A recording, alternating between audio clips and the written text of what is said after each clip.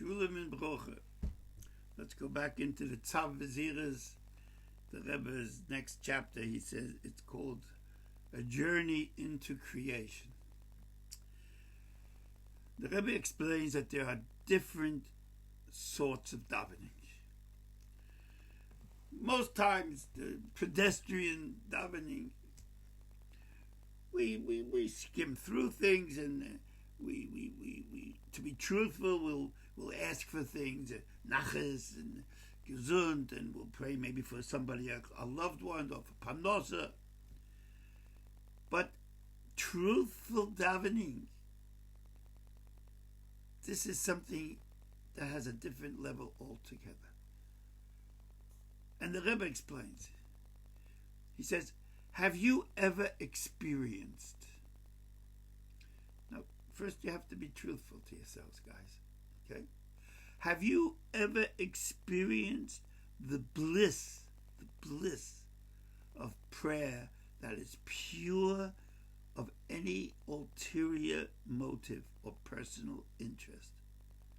No nigiyas. I'm just talking to you, Hashem.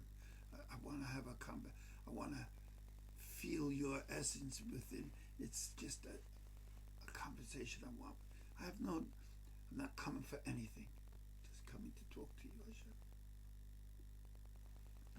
He says, have you ever cried? Have you ever cried before Kaviyuchel de Eibishter as you uttered his praises? Cry, just to open yourself up to that greatness of what we're saying every day in Tehillim.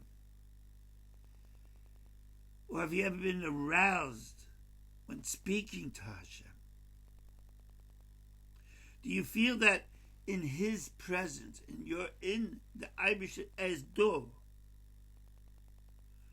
and it's pressing through the limits of your own heart and your own mind, and you yourself could not grasp or understand what was happening? It's just this special energy enveloping you.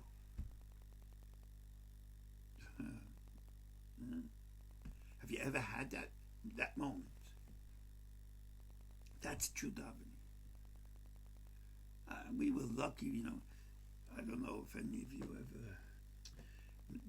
If you were zoiche to see the Pnei Menachem, the Friedrich Rebbe, he davened, and he would run over to the paroiches, and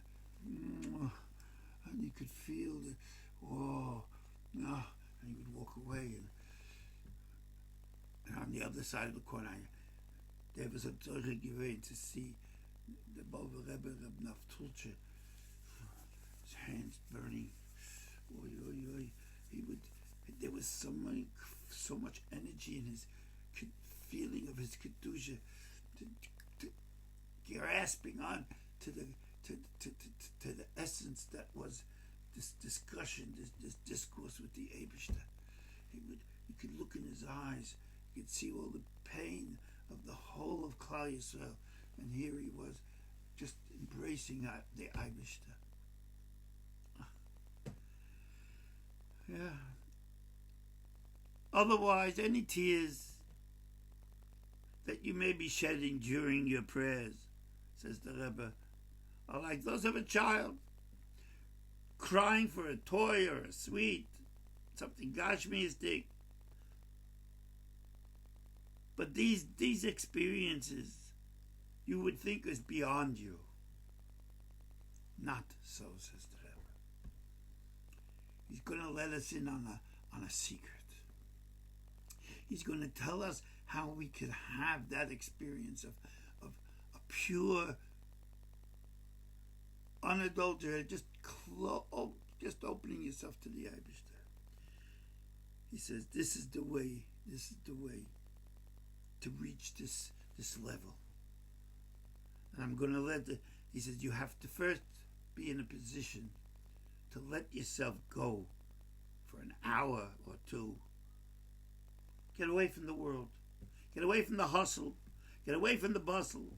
Get away from the cunning deceits and deceptions and all the earthly aspirations with all the technology and all the noise and all the comings and goings and every 5 seconds I'm something that I see in shul.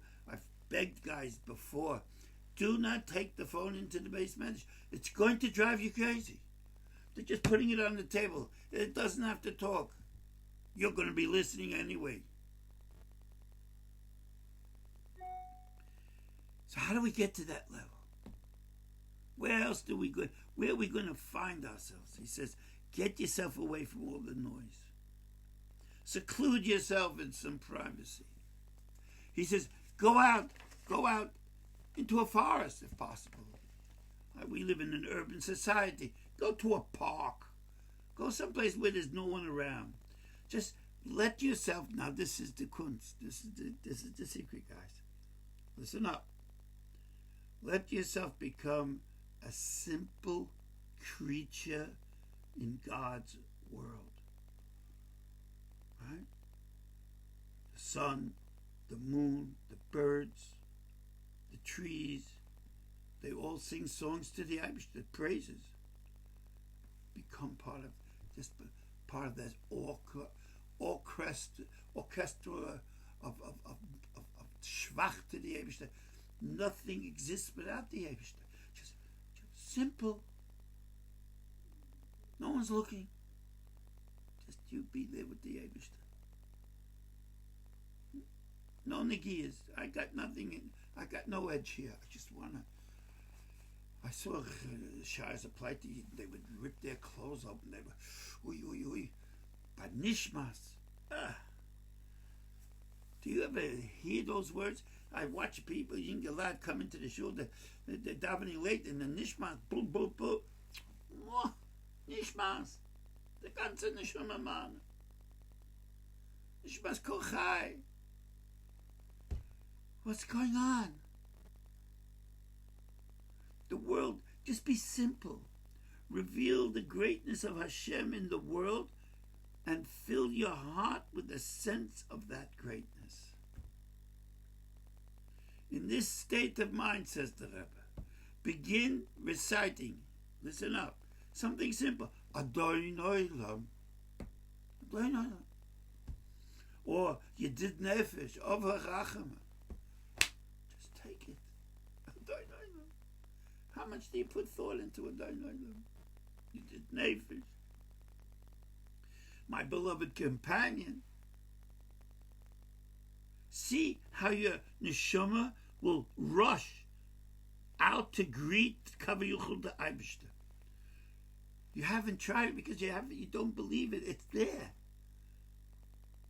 Just need some space to find it.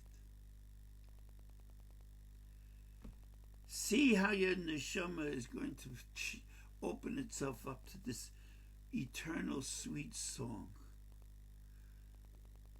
Only the gushing of your own tears will be able to calm your passion. Have you ever cried from that kind of a passion? Oh.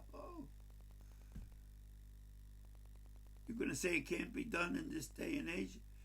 Doesn't mean we shouldn't try. And then if the Rebbe finishes with a powerful, powerful word. He says, then you will know why Moshe Rabbeinu prayed at Gedavin. He prayed to become a bird in the sky after he would be nifta. It says so in the Medrash,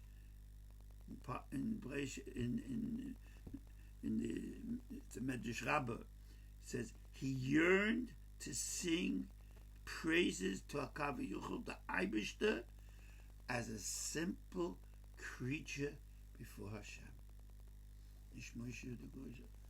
Let me just be like the Rebbe said a few weeks ago, I just want to be a Yid. We're living in a very superficial place. And we have very big achrayas, challenges in the world of Corona. We have to simplify things. That's what the Irish is calling out to us. Simplify.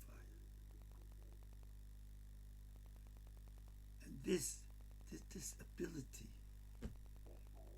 could give you the taste of what tefillah is and what dveikis Hashem is. The Irish Zolin's helping.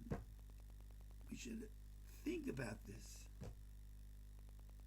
Open our hearts to the very thought of it.